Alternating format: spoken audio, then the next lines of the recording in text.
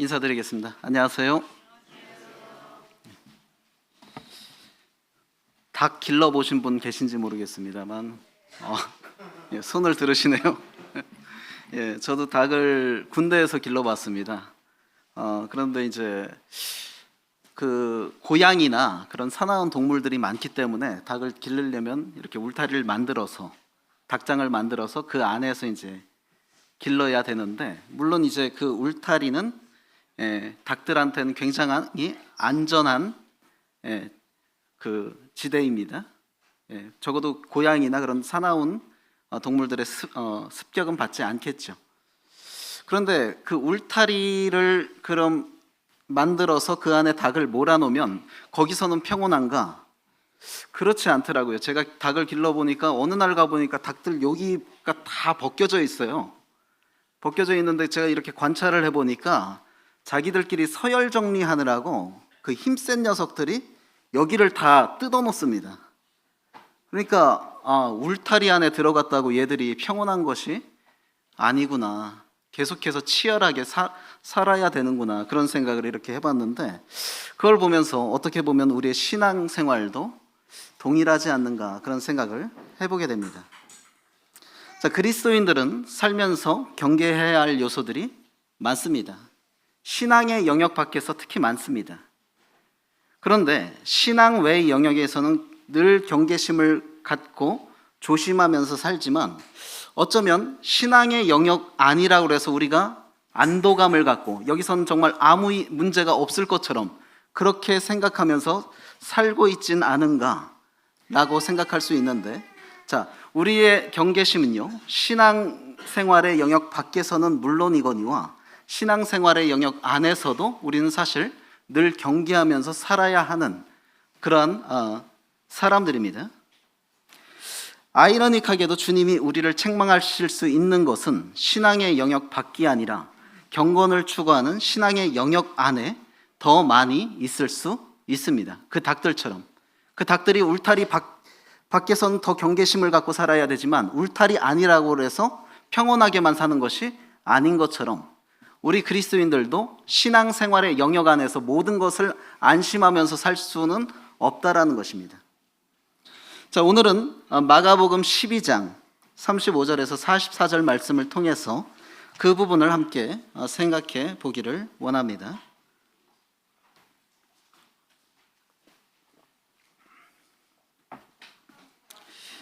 마가복음 12장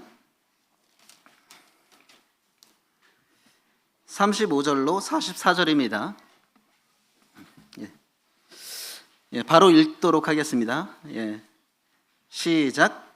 예수께서 성전에서 가르치실새 대답하여 이르시되, 어찌하여 서기관들이 그리스도를 다윗의 자손이라 하느냐? 다윗이 성령에 감동되어 친히 말하되, 주께서 내 주께 이르시되 내가 내 원수를 내 발 아래에 둘 때까지 내 우편에 앉았으라 하셨도다 하였느니라. 다윗이 그리스도를 주라 하였은즉 어찌 그의 자손이 되겠느냐 하시니 많은 사람들이 즐겁게 듣더라. 예수께서 가르치실 때에 이르시되, 긴 옷을 입고 다니는 것과 시장에서 문안받는 것과 회당의 높은 자리와 잔치의 윗자리를 원하는 서기관들을 삼가라. 그들은 과부의 가산을 삼키며 외식으로 길게 기도하는 자니 그 받는 판결이 더욱 중하리라 하시니라. 예수께서 험금함을 대하여 앉으사 무리가 어떻게 험금함에 돈 넣는가를 보실새, 여러 부자는 많이 넣는데 한 가난한 과부는 와서 두렙돈 곧 한 고드란트를 넣는지라. 예수께서 제자들을 불러다가 이르시되, 내가 진실로 너희에게 이르노니 이 가난한 과부는 험금함에 넣는 모든 사람보다 많이 넣었도다. 그들은 다 그 풍족한 중에서 넣었거니와 이 과부는 그 가난한 중에서 자기의 모든 소유 곧 생활비 전부를 넣었느니라 하시니라. 자, 우리는 지난 시간 그 마가복음 12장 말씀을 통해서 바리새인과 사두개인들과 논쟁하셨던 주님을 볼 수가 있었습니다. 그런데 지금 읽은 이 본문 말씀에서 주님께서 경계시키는 무리가 있는데, 그 무리가 어떤 사람들입니까? 이번엔 서기관들입니다. 서기관들. 자, 서기관들은 어떤 사람들이냐? 성경을 필사하고 백성들에게 가르치는 그런 사람들입니다. 즉 누구보다도 하나님의 말씀과 가까운 사람들이었는데, 자, 하나님의 말씀과 가까운 사람들이라고 한다면 정말 경건한 사람들이겠죠. 경건한 사람들이고 신앙 안에서 누구라도 동경할 수 있는 그런 사람들일 것입니다. 서기관들. 그런데 주님께서 그들을 보면서 칭찬하신 것이 아니라 어떻게? 서기관들을 삼가라. 이 사람들을 삼가라 라고 하시면서 경계시키는 것을 볼 수가 있습니다. 자, 말씀과 가까운 하나님의 말씀과 밀접한 관계가 있는 서기관들에 대해서 주님께서 경계시키셨다. 이것은 오늘날 우리로 하여금 생각하게 하는 바가 적지 않습니다. 오늘날 기독교계에서 경건을 추구하는 우리 역시 서기관들이 받았던 책망에서 자유로울 수 없다는 것입니다. 단지 말씀을 추구하고 말씀과 밀접한 관계가 있어 보이고 그런 사람이라고 해서 주님께서 반드시 칭찬하는 것이 아니라, 그런 사람이라 할지라도 주님께서 책망시키고 오히려 경계시키는 그런 사람의 부류에 속할 수 있다라는 것입니다. 우리를 비롯한 많은 개신교가 종교개혁 당시에 무엇을 슬로건으로 삼았죠? 성경대로, 오직 성경대로. 그렇게 하면서 종교개혁을 이루었습니다. 자, 많은 개신교가 성경대로라는 모토를 가지고 경건을 추구하는데, 그런데 어쩌면 성경을 최고의 시금석으로 삼고 있는 우리가 주님으로부터 서기관들이 받았던 책망의 대상자가 될 수 있다는 것입니다. 즉, 경건의 영역에서 우리가 어떤 것들을 경계하지 않으면 우리는 서기관들이 받았던 책망을 동일하게 받을 수 있다는 것이죠. 이제 본문을 통해서 경건의 영역에서 우리가 경계해야 할 요소가 어떤 것인지, 그렇게 하지 않았을 때에 우리는 주님께서 책망하신 서기관들과 다를 바가 없다라는 사실을 생각하면서 함께 교훈받기를 원합니다. 우리가 경계해야 되는 것은요, 주님께 대한 몰이해를 경계해야 합니다.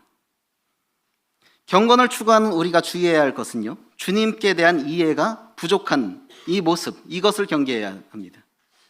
우리가 성경을 읽습니까? 우리가 성경을 최고의 가치로 여기고 성경의 권위를 인정합니까? 그런데 그런 우리가 주님께 대한 이해가 부족할 수 있다라는 것입니다. 서기관들이 그러했습니다. 성경적 지식의 풍성함이 주님과의 관계를 보장하지 못합니다.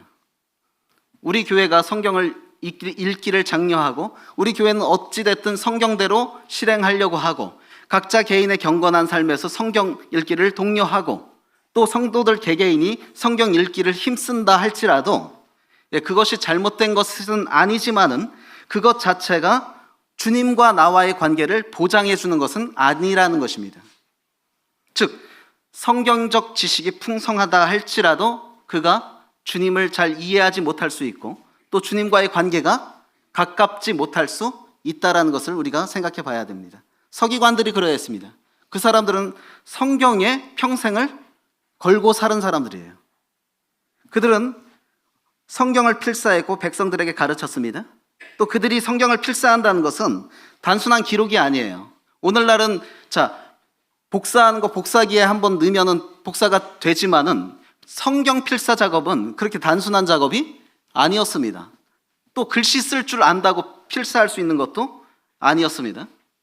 규정된 행과 열을 맞춰야 했으며, 다 썼어요. 90%를 썼어요. 근데 그 90%를 쓰는 와중에 한 글자를 틀렸다. 전량팩입니다.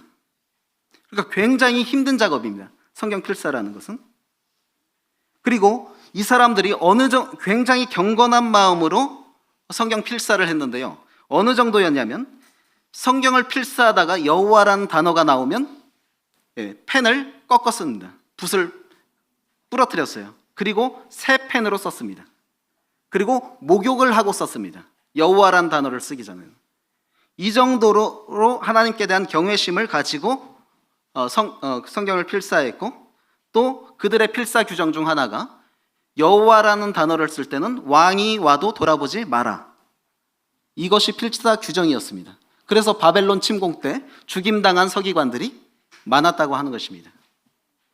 누가 뭐라 해도 그들은 하나님의 말씀에 충실한 사람들이죠. 이처럼 하나님의 말씀에 충실한 사람들을 찾아볼 수 있겠습니까? 그런데 그 서기관들이 주님께 칭찬받은 것이 아니라 주님께 지금 책망을 받고 있고 경계의 대상으로 삼아지고 있다는 것이 충격적인 것입니다. 어떻게 그럴 수가 있는가?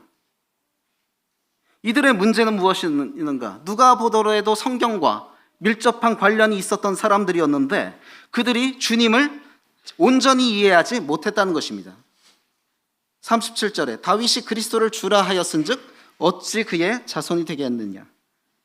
그러한 서기관들은 주님의 책망을 피해가지 못한 이유가 누가 보더라도 말씀에 충실했던 사람들이었지만 그리스도에 대한 이해가 부족했다.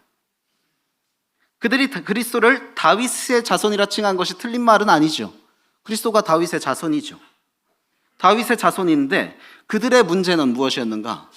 자, 그 제일 편한 사람이 어떤 사람이냐면 하나를 가르쳐주면 둘을 아는 사람이 제일 편하죠. 그런데 조금 답답하고 막히는 사람이 어떤 사람들이냐면 하나만 알고 둘은 모르는 사람이 답답합니다. 바로 이 서기관들이 그런 사람들이었어요.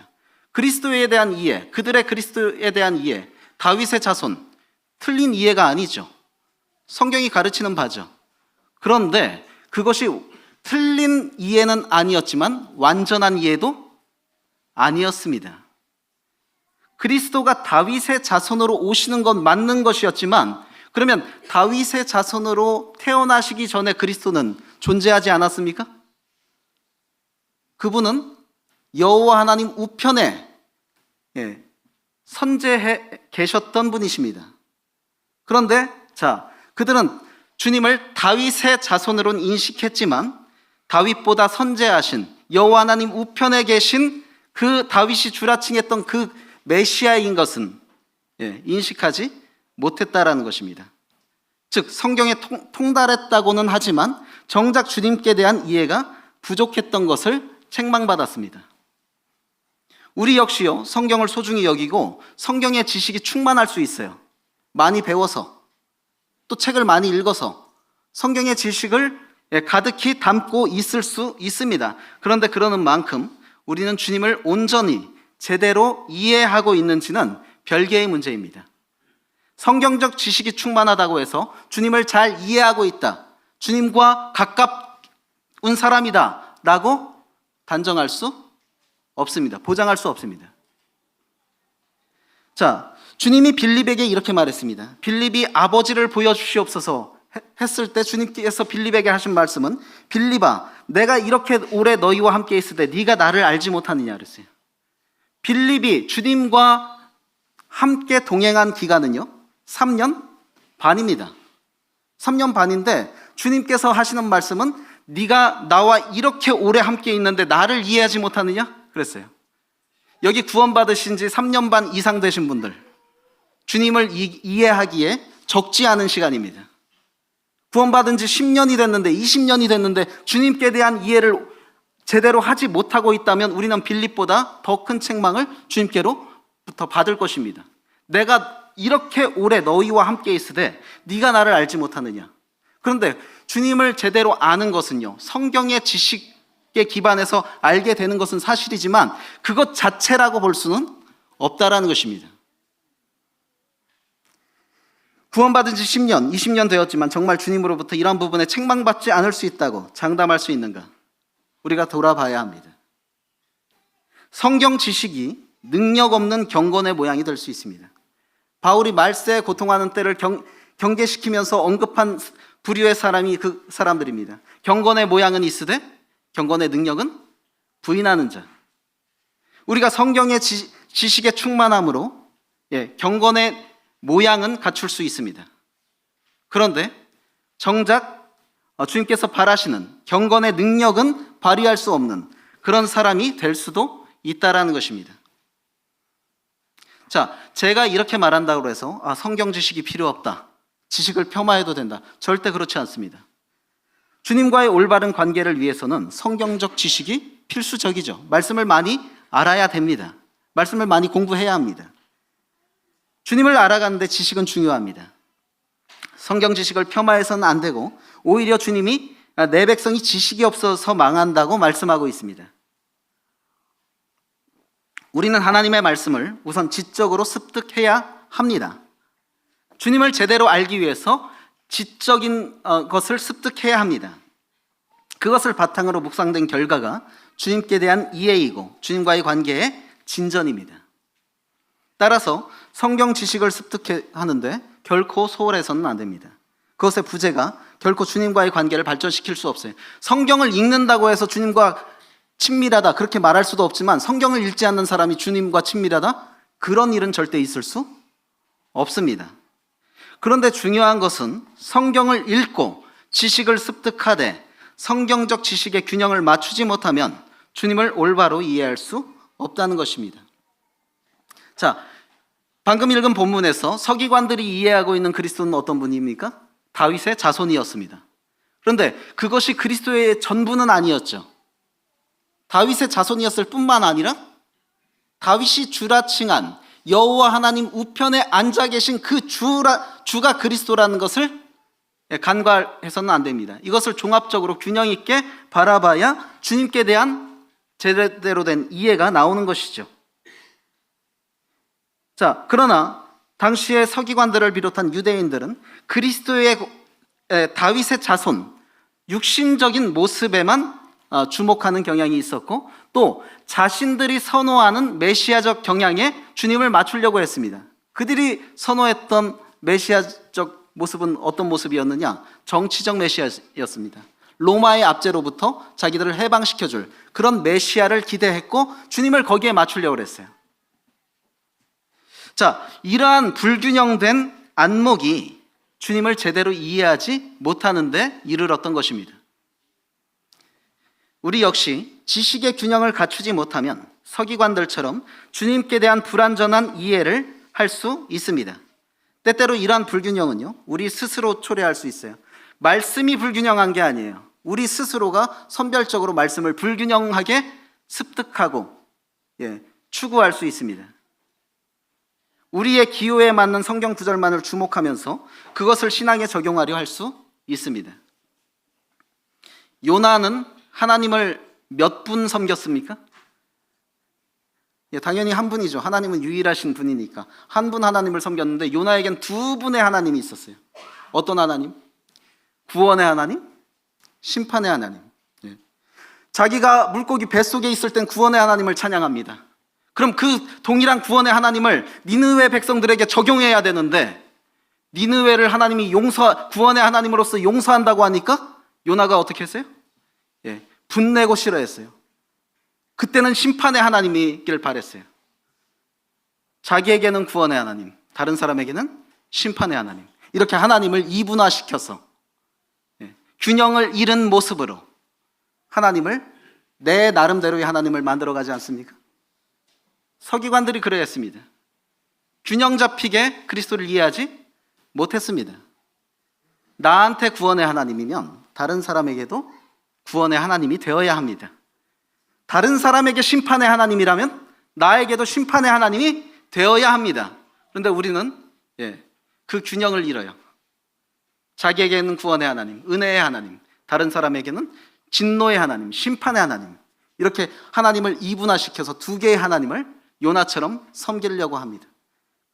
당시 그리스도를 이해한 서기관들 역시 이렇게 균형 잡히지 못한 그리스도를 이해하고 있었습니다.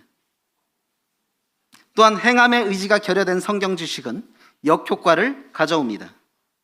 서기관들은 누구보다도 하나님의 말씀과 가까운 사람들이었습니다. 그러나 그 지식만큼 그들의 행함은 주님을 만족시키지 못했다는 것이죠. 다윗의 자손으로 오신 그리스도에 대한 정치적 기대는 있었지만 여호와 하나님 우편에 선지하셨던 그리스도의 권위를 인정하고 경외심을 표현하는 일은 하지 않았습니다. 자, 헤롯이 그리스도가 어디서 나겠느냐 물었을 때 베들레헴입니다라고 대답한 사람들이 서기관들입니다. 서기관들이 대답했어요. 성경 제대로 알고 있었습니다. 그런데 정작 베들레헴에 가서 태어나신 아기 예수님을 경배한 사람들은 누굽니까? 동방박사예요. 성경에 대해서 서기관들보다 무지한 동방박사들만이 그곳에 가서 경배했습니다. 서기관들이 자기들이 성경을 연구한 결과 메시아가 베들레헴에서 출생할 걸 알았다면 그들은 어디로 갔어야 됩니까? 예루살렘에 있어야 됐습니까? 베들레헴에 갔어야 합니다. 그러나 그들은 그러지 않았습니다. 즉 깨달은 만큼 행함의 의지가 없는 그러한 모습이 결국에 지식으로 인한 역효과를 가져오게 되는 것입니다. 그래서 바울은 이렇게 경고합니다. 지식은 교만하게 하며 사랑은 덕을 세운다. 성경 지식 자체가 잘못된 것이 아니고 그것은 장려해야 될 일이지만 그것을 잘못 습득하게 될 때에 그것은 우리 가운데서 순기능을 하는 것이 아니라 역효과를 나타나게 한다는 것입니다. 그래서 우리가 말씀을 많이 아는 만큼 행함의 의지가 있는지는 돌아봐야 합니다. 서기관들은 말씀을 많이 알았어요. 하지만 말씀을 아는데 아는 만큼 실행하지 않았습니다. 우리 역시 이런 서기관들의 모습과 같다고 한다면 서기관들이 받았던 주님의 책망을 동일하게 피할 수 없을 것입니다. 즉 우리가 경건의 영역에서 주님께 대한 몰 이해를 경계해야 합니다. 두 번째로 우리가 경계해야 될 것은 경건을 통한 탐욕을 경계해야 합니다. 자, 38절부터 40절에 보면 주님이 서기관들에게 대해서 이렇게 말합니다.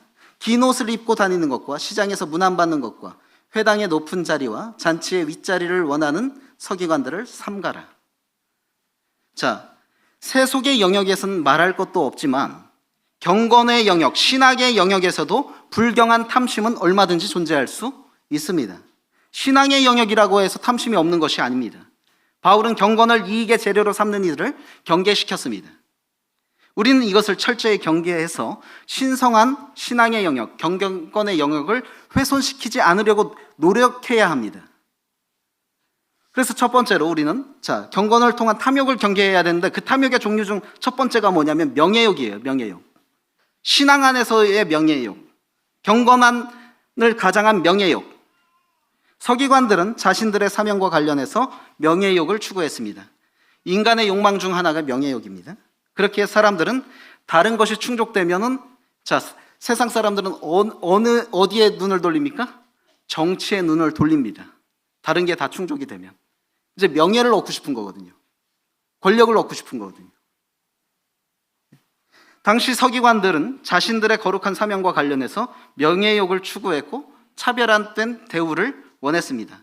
그래서 그들은 구별된 긴 옷을 입고 다녔고 많은 사람들이 모이는 시장에서 랍비라 칭함받는 것을 좋아했습니다.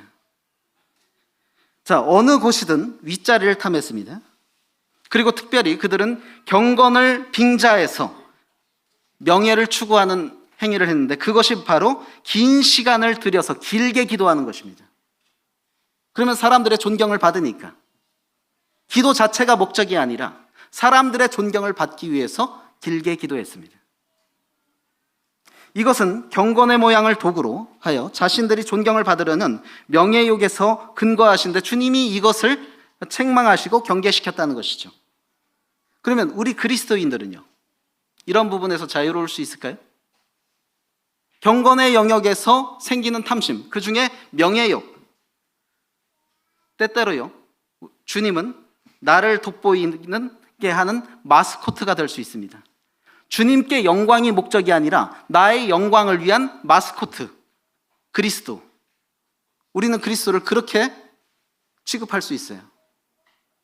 정말 내가 신앙 안에서 하는 모든 활동이 주님의 영광을 위한 것입니까? 아니면 나의 영광을 위해서 주님을 마스코트화하는 것입니까? 나를 돋보이게 하는 장식품, 그렇게 만드는 것입니까? 그 마음의 이면에는 나를 높이고자 하는 마음이 도사리고 있는 것입니다. 중고등부 지도에 보면 남학생들이 공적인 자리에서 기타를 서로 치려고 싸웁니다. 하나님께 영광 돌리는 게 목적이라 싸우는 걸까요? 아니죠. 자기가 돋보이고 싶어서 싸우는 겁니다. 여학생들은 공적인 자리에서 피아노를 서로 치려고 싸웁니다. 하나님께 영광 돌리기 위해서? 아니요. 자기가 많은 사람 앞에서 존경받고 싶어서 싸우는 것입니다. 형제님들은요, 강단을 서로 사용하려고 싸웁니다. 정말 하나님께 을 향한 영광이 목적인가, 아니면 자기에 대한 존경심이 목적인가 생각해 봐야 할 것입니다.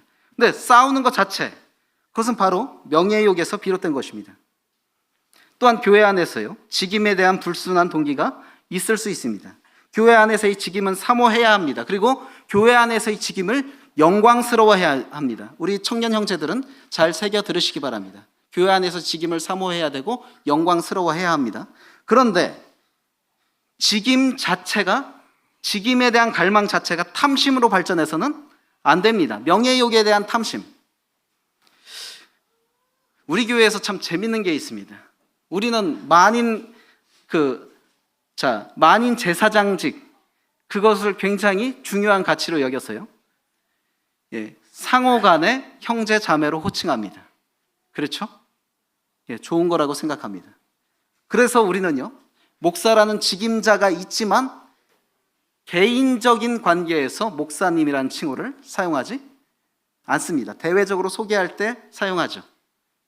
좋습니다. 좋은데 제가 이렇게 지켜보니까요, 목사님이란 말은 사용 안 하는데 장로님이란 말은 사용하더라고요. 이 부분에 대해서 우리가 좀 생각해 봐야 할 것입니다. 우리가 상호간에 목사님이란 호칭을 사용하지 않는 이유가 교회 안에서 모든 성도가 평등하다는 사실과 그리고 어떤 차등을 두는, 성도 간의 계급적 차등을 두는 그런 개념을 타파하기 위해서 우리가 목사님이란 칭호를 사용하지 않잖아요. 그런데 희한하게 장로님이라는 말은 사용합니다. 저는요, 장로님이라는 말을 사용하는 성도님들께 감사한 마음이 있습니다. 왜? 존중하려고 하는 차원에서 사용하는 거 다 압니다. 그리고 느껴집니다. 정말 존중하는. 그런데요, 가만히 생각해 보세요. 우리는 왜 목사님이란 호칭을 사용하지 않아요? 모든 성도가 하나님 안에서 평등하기 때문에 사용하지 않잖아요. 그런데 장로님이란 말을 사용하면요, 그건 또 다른 개념을 여기에 집어넣는 것 아니겠습니까? 그래서 우리는 개인적으로는요, 다 동일한 형제, 자매입니다. 그 존중하려는 마음에서 그 호칭을 사용하는 것은 충분히 이해합니다. 그러나 우리가 본래 취지가 그거였잖아요. 교회 안에서 모든 성도가 평등하다. 직임은 직임입니다. 그렇기 때문에 이 부분에 대해서 우리가 좀 생각해 봐야 할 것입니다. 바울은 이렇게 말합니다. 내게 주신 은혜로 말미암아 너희 각 사람에게 말하노니 마땅히 생각할 그 이상의 생각을 품지 말고 오직 하나님께서 각 사람에게 나눠 주신 믿음의 분량대로 지혜롭게 생각하라. 직임에 대한 탐심을 경계하는 것입니다. 또한 경건을 통한 탐욕을 경계해야 되는데, 두 번째 욕구가 뭐냐면 무욕입니다. 서기관들은 자신들의 사명과 관련해서 과부들을 착취했습니다. 그들은 과부의 가산을 삼키며 외식으로 길게 기도하는 자니 그 받는 판결이 더욱 중하리라. 서기관들은 그들의 소명과 관련해서요, 사실 생계수단이 없었던 사람들이에요. 사람들이 성경을 열심히 필사한다고 해서, 성경을 열심히 가르친다고 해서 돈을 얻거나 그런 것이 아닙니다. 그러면 그들은 어떻게 생계를 유지했는가? 그것은 당시에 경건한 사람들의 헌신을 통해서 생계를 유지했던 사람들입니다. 또한 당시 경건한 과부들의 재산을 서기관들이 관리해 주는 경우가 많았습니다. 그런데 이러한 관례를 이용하여 과부들의 재산을 착복하는 사례가 적지 않았다고 합니다. 즉 경건을 빌미로 한 착취가 성행했던 것이죠. 주님이 이것을 책망하시고 경계하셨습니다. 물질적 욕심이요, 구원받은 성도라고 해서 없지 않습니다. 이것을 잘못 관리하면요, 영안을 흐리게 합니다. 서기관들이 하나님의 말씀을 익히 잘 알고 있었음에도 그들에게 무서웠던 것이 뭐냐면 결국에 물질적인 욕심 때문에 영안이 어두워서 하나님의 경고를 생각하지 않았던 거예요. 출애굽기 22장 22절에 뭐라고 말하고 있습니까? 너는 과부나 고아를 해롭게 하지 말라. 네가 만일 그들을 해롭게 함으로 그들이 내게 부르짖으면 내가 반드시 그 부르짖음을 들으리라. 서기관들이라면 이 경고를 분명히 알았을 것입니다. 그런데 그들은 여전히 과부를 착취하고 있었어요. 즉 물질적 욕심 때문에 영안까지 흐려지는 지경까지 갔던 것입니다. 그리스도인들이요, 돈을 사랑해서는 안 됩니다. 저는 돈을 좋아하지 않는다고 하는 것은 90%가 거짓말인 것 같아요. 돈 좋아하지 않는 분 계신지 모르겠습니다. 예. 만일 그렇다면 제가 좀 한 수 배우고 싶습니다. 어떻게 하면 돈을 좋아하지 않을 수 있는가? 저도 돈이 싫지 않더라고요. 예. 그런데요, 돈을 좋아할 수는 있지만 돈을 사랑해서는 안 됩니다. 돈 주면 좋죠. 돈 받으면 좋죠. 예. 돈 받으면 싫습니까? 그런데 돈을 좋아하는 것과 사랑하는 것은 전혀 다른 문제입니다. 돈이 주님을 섬기기 위한 수단이 아닌 목적이 되고 있다면 그것은 돈을 사랑하는 것입니다. 이것은 결국 여러 해를 낳게 하며 서기관들이 받았던 책망을 우리로 하여금 피하지 못하게 되는 것입니다. 서청주 교회는 성도들이 비교적 많습니다. 그리고 그로 인해서 재정도 비교적 풍성합니다.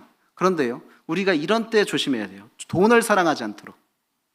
자꾸 주님 일을 하는데 돈을 의지하게 하고 이러한 것이 우리 가운데 만연해지지 않도록 경계해야 하는 것입니다. 세 번째로 우리가 경건의 영역에서 경계해야 되는 것, 누리는 특혜에서 책임감의 결여를 경계해야 합니다. 우리는 41절부터 보면 과부의 두렙돈의 교훈이 나오죠. 많은 경우 두렙돈을 넣은 과부의 헌신을 본 구절의 핵심으로 삼아 교훈하죠. 맞는 것입니다. 그러나 저는 오늘 전체적인 설교의 맥락 속에서 조금 다른 각도로 이 사건을 통한 교훈을 말하기를 원합니다. 주님은 환경과 비례하여 상대적으로 평가하신다는 것을 우리가 기억해야 돼요. 절대 평가가 아닙니다. 주님 안에서는 그 사람에게 부여된 환경을 감안해서 주님은 상대 평가를 하십니다. 이 말이 뭐냐? 주님은 과부보다 많은 돈을 낸 부자들의 봉헌에 감동하지 않으셨습니다. 왜요? 부자들의 봉헌은 왜 주님이 감동하지 않았을까요? 물론 그들이 봉헌한 것은 잘못이 아니죠. 잘한 거죠. 잘한 건데 주님의 감동을 이끌어내지 못했습니다. 왜요? 과부의 두렙돈만큼 주님의 감동을 끼치지 못한 그 부자들의 봉헌, 그 이유는 풍족한 데서 힘들이지 않고 한 봉헌이기 때문입니다. 힘들이지 않는 일은 누구라도 할 수 있습니다. 부자들이 많은 봉헌을 했다고 해서 부자들이 그날의 끼니를 걱정했을까요? 그렇지 않습니다. 그러나 상대적으로 보잘것없는 과부의 두렙돈, 이것을 주님께서 칭찬하신 이유가 무엇입니까? 그에게 부여됐던 환경을 감안해서 주님은 평가를 하시는 것입니다. 과부의 두렙돈이 어느 정도, 오늘날의 가치로 따지면 어느 정도냐? 한 데나리온에 64분의 1 가치니까 오늘날 노동자 임금을 10만 원이라고 쳐봅시다. 그럼 그것을 64로 나눈 값이 오늘날 두렙돈의 가치입니다. 정말 누구도 거들떠보지 않을 수 있는 액수죠. 그런데 주님이 이러한 과부의 두렙돈을 주목하고 감동받고 칭찬하셨다. 왜? 그가 처한 환경을 동일하게 같이 바라보셨기 때문에. 우선요, 이 과부는요, 서기관들이 갖고 있었던 명예욕이 없었어요. 형제자매님들, 제가 이렇게 보니까요, 헌금 봉투 보니까 5만 원, 다 10,000원 이상의 그 단위로 헌금을 하시더라고요. 근데 1,000원 단위의 헌금이 왜 안 나오는가? 1,000원 단위의 헌금. 만일 내가 1,000원 낸 것이 알려진다면 자랑스럽습니까? 부끄럽습니까? 부끄럽죠. 그런데요, 이 과부의 두렙돈은 오늘날의 우리의 헌금 제도와는 달리 다 보여졌습니다. 보여졌어요. 그러면 자기가 두렙돈 내는 것을 과부는 다른 사람들이 본다는 것을 다 알고 있습니다. 그런 가운데서 이 두렙돈을 냈던 것입니다. 창피함을 무릅쓰고, 즉 명예욕이 전혀 없었던 것입니다. 서기관들과 달리. 또 물질욕은요. 자, 과부의 두렙돈은 너무나 적은 액수의 헌금이었지만 어쩌면 과부에겐 그날의 허기를 달랠 수 있는 최소한의 돈이었을지 모릅니다. 과부에게는 양자택일 했어야 됐습니다. 이것을 내 오늘 끼니로 사용할 것인가, 아니면 하나님께 드릴 것인가, 양자택일 해야 되는 상황이었습니다. 그러나 그런 상황에서 과부는 자기의 배고픔을 선택했던 것입니다. 내가 배고플지라도 하나님께 드리고 싶다. 즉 물질욕이 없었어요. 자, 이처럼 명예욕과 물질욕을 초월한 과부의 봉헌, 이것을 주님이 감동하셨습니다. 자, 우리 교회는 무기명으로 헌금을 하죠. 저는 이것이 굉장히 자랑스럽습니다.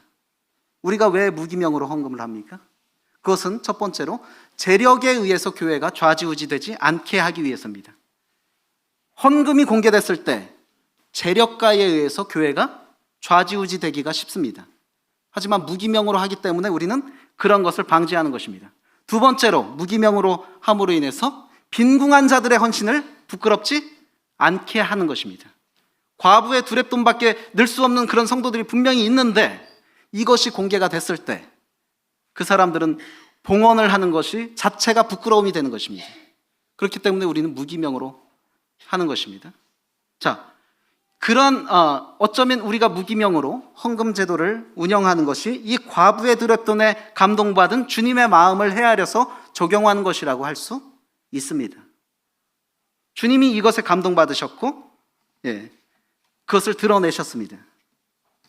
이것을 통해서 우리가 생각해 볼 수 있는 건 뭐냐면 차별화된 특혜에는 책임감이 따른다는 것입니다.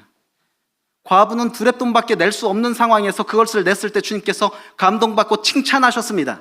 그러나 부자들은 그보다 훨씬 많은 돈을 냈다 할지라도 주님이 그것에 감동받거나 칭찬하지 않으셨다는 사실을 우리가 보면서 무엇을 생각해야 되느냐? 차별화된 특혜에는 책임감이 따른다는 것입니다. 우리가 이 책임감의 결여를 경계해야 돼요. 우리에게 제공된 신앙적 여건이 감사가 됩니까? 북한처럼 숨죽이면서 지하에서 하나님 섬기지 않는 것이 감사가 됩니까? 그리고 이렇게 튼튼한 교회에서 주님을 섬기는 것이 감사가 됩니까? 그리고 신앙서적이 범람한 가운데서 원하면 얼마든지 성경 공부를 할 수 있는 이런 환경에서 주님을 섬기는 것이 감사가 됩니까? 감사해야 됩니다. 감사해야 되는데 감사해서 그치는 것이 아니라 그것은 책임감으로 이어져야 합니다. 책임감. 많이 베푸신 것에 대한 책임감. 자, 누가복음 12장 45절 주보에 있는데 같이 한번 읽어볼까요? 자, 시작. 알지 못하고 맞을 일을 행한 종은 적게 맞으리라. 무릇 많이 받은 자에게는 많이 요구할 것이요 많이 맡은 자에게는 많이 달라 할 것이니라. 우리가 경계해야 되는 것은 차별화된 특혜 속에서 책임감의 결여를 경계해야 돼요. 하나님께서 우리에게 많이 베푸셨나요? 신앙적인 유리한 여건을 많이 베푸셨나요? 그런 다음에 그러면 하나님께서 누리고 말아라, 그걸 바라시는 걸까요? 아니요. 누린 만큼 책임을 다하라는 것입니다. 북한 사람들이 숨죽이면서 하나님을 섬기면서 자기 옆 이웃에게 예수 믿으세요 이 말 한마디 한 것과 우리가 전도한 것 하나님께서 같게 평가하실까요? 같게 평가하지 않으십니다. 목숨을 걸고 전도한 한마디의 말, 그 북한 사람의 한마디를 더 귀하게 평가하실 것입니다. 그런데 얼마든지 하려면 할 수 있는 전도의 상황에서 전도를 하지 않아요. 게을러요. 우리가 나중에 주님 앞에서 책망받을 수 있다는 것입니다.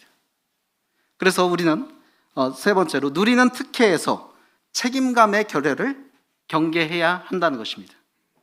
교훈 기억하시면서 1분간 묵상 기도하는 시간 갖도록 하겠습니다.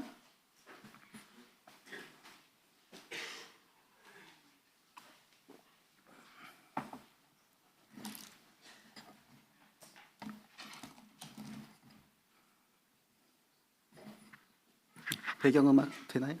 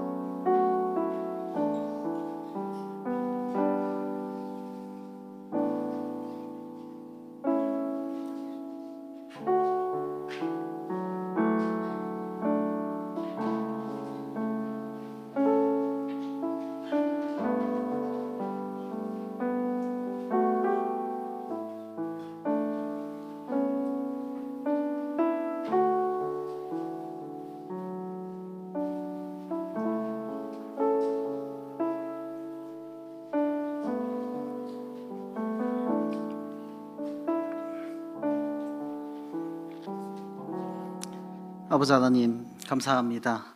마가복음 12장 말씀을 통해서 또 서기관들을 통해서 교훈 주심을 감사를 드립니다. 누가 보더라도 하나님의 말씀과 가까웠던 서기관들이었지만 주님께로부터 모진 책망을 받고 경계의 대상이 됐던 것을 보게 됩니다.